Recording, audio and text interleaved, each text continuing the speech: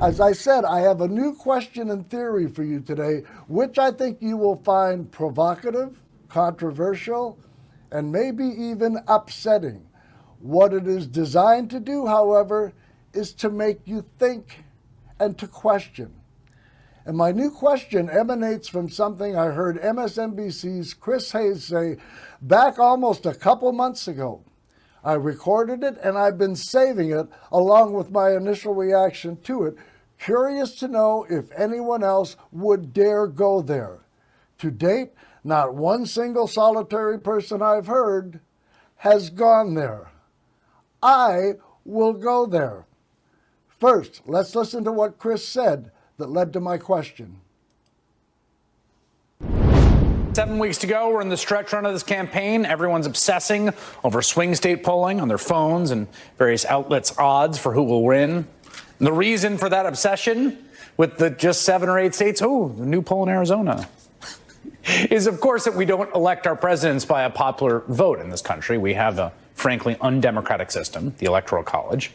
It's the reality of how American elections for president have worked for more than 230 years. And our citizens and our parties and our candidates, everyone who's operating covering the election, works within these constraints. That's how it works. That's one of the sort of ground truths of this election. The other ground truth that defines this election and the campaign right now is that one of the two candidates has shown us and told us he will not commit to a peaceful transfer of power. Harris-Walz's campaign is, I think it's fair to say, running uphill, in other words.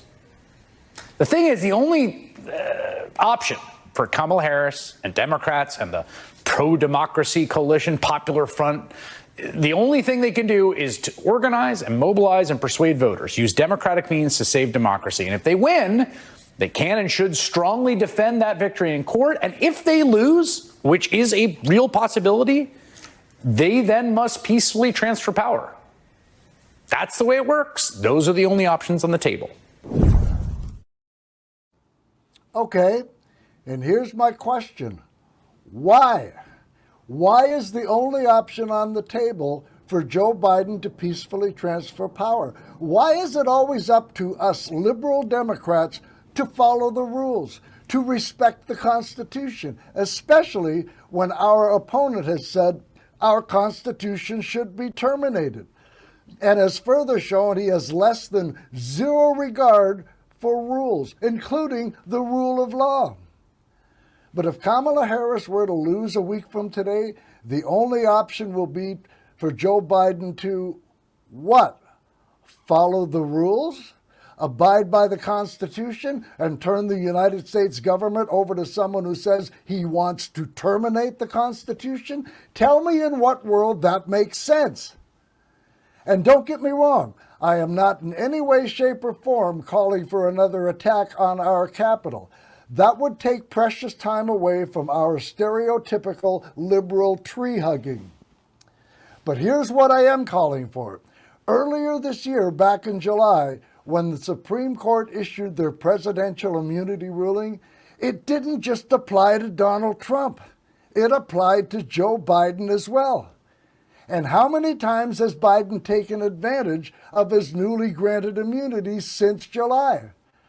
I've been watching closely, and I haven't seen even a hint or a sniff of one such instance or example. He didn't order SEAL Team 6 to assassinate his opponent, which was actually one of the questions Trump's legal team was asked, and they did not respond by saying, "Oh, come on, that's ridiculous." Quite the opposite. Joe Biden has done squat with his newfound presidential immunity. So, further to my question, if Trump were to win, wouldn't that be a good time to exercise your presidential immunity, Joe? Consider, are you really going to turn the country over to a 34-count convicted felon? To an adjudicated rapist? Someone who's been charged under the RICO mob boss law?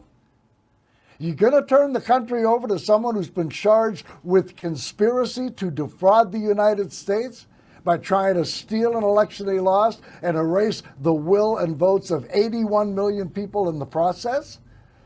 Someone who incited a vicious, unpatriotic attack on our Capitol and then did nothing while it was taking place and said his vice president deserved to be hanged? You're going to turn the country over to someone who's been charged with espionage, someone who stole sensitive nuclear documents and then waved them around in front of someone he knew did not have the proper clearance to see them. And God only knows who he sold them to and for what in return. And someone who ignored a legal subpoena for over a year in the process and tried to destroy evidence of his treasonous criminality.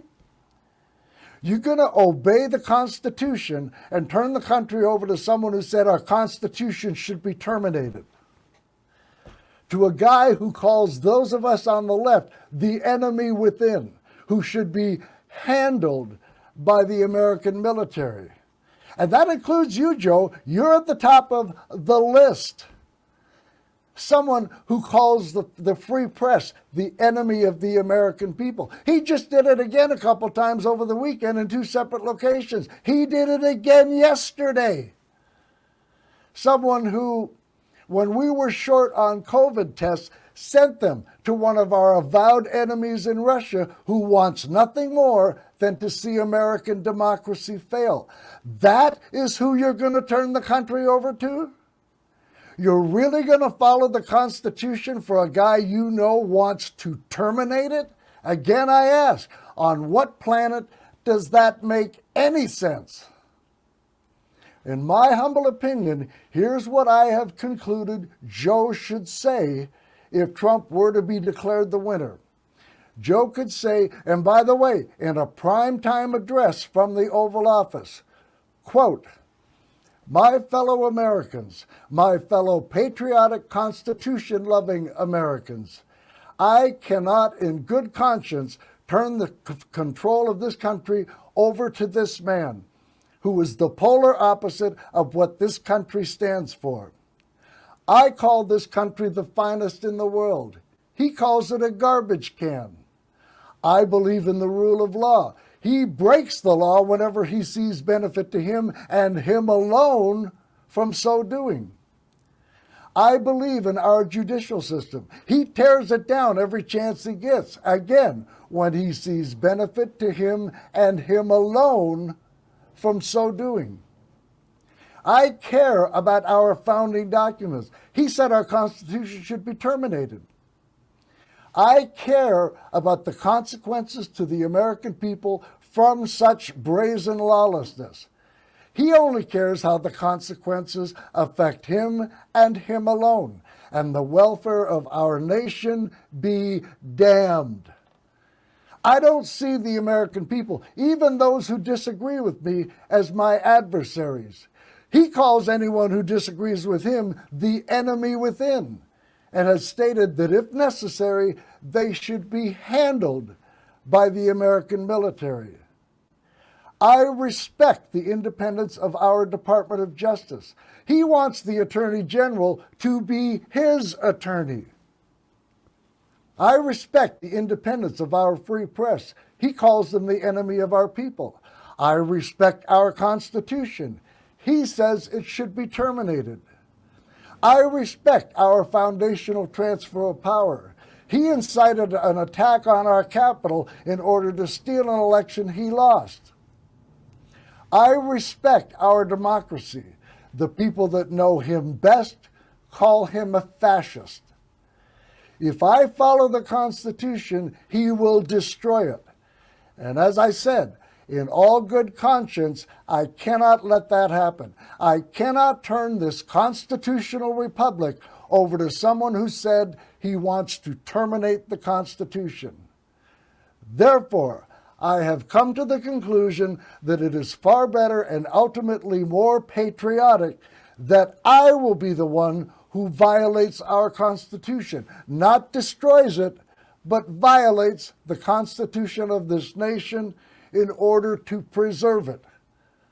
Of the two aberrations, I believe that a violation is the lesser of two evils when the alternative is its total destruction. Therefore, I am hereby invoking my presidential immunity in order to preserve this nation's democracy. Donald Trump will not become this nation's next president.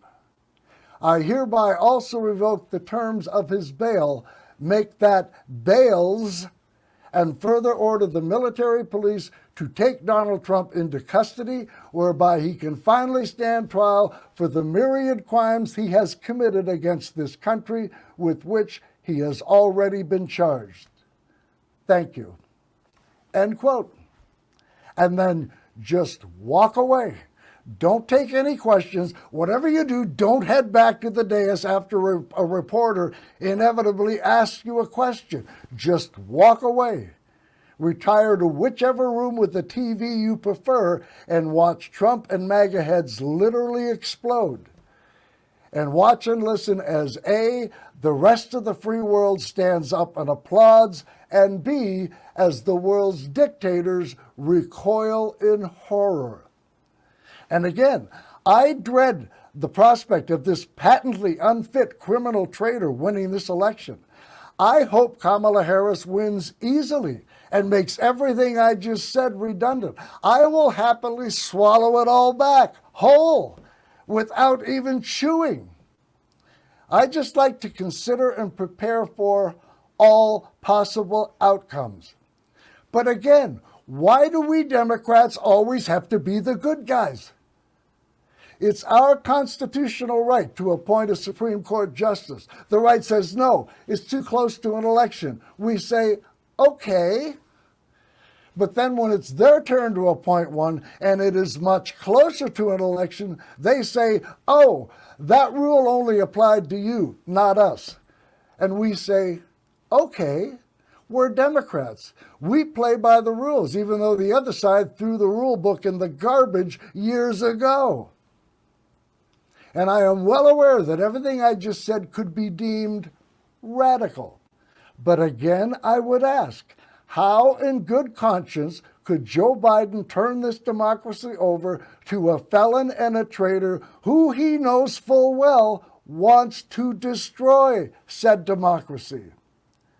And this is what bugs me to no end. We still have 3 months left whereby we Democrats control the presidency and the Senate.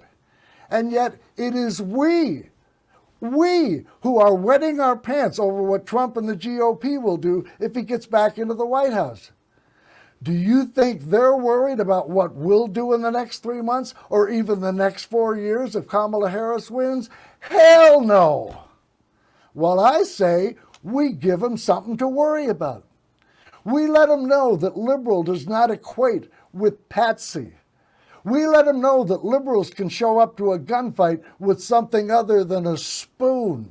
Like, I don't know, maybe an M1 Abrams tank and a stealth bomber armed with nukes. I say we slap these bastards so hard, even Google won't be able to find them. Send them reeling back on their heels, so to speak. Let them know that we have finally digested and then rejected the old phrase, nice guys finish last, except when it comes to sex. You guys think you're the only ones who don't have to play by the rules? Here, hold our beer.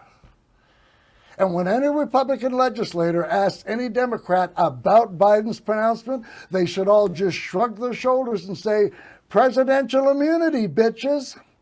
You had multiple chances to stop him, including 2 impeachments. But you chose to leave your balls at home in your wife's panty drawer and then just walk away. So anyway, that's my piece, my theory, and my question. And to date, I have not seen or heard anyone even hint at anything even close to that. And I hope that's one of the primary reasons you watch and listen to this show, because you will hear things here that you will not hear anywhere else. And so, if Trump wins, what should Joe Biden do? I've just told you what I think he should do. And again, while it might sound radical, I swear I am not being hyperbolic. I emphatically believe and meant every single word, every syllable I just spoke. Any comments you have on that are welcome.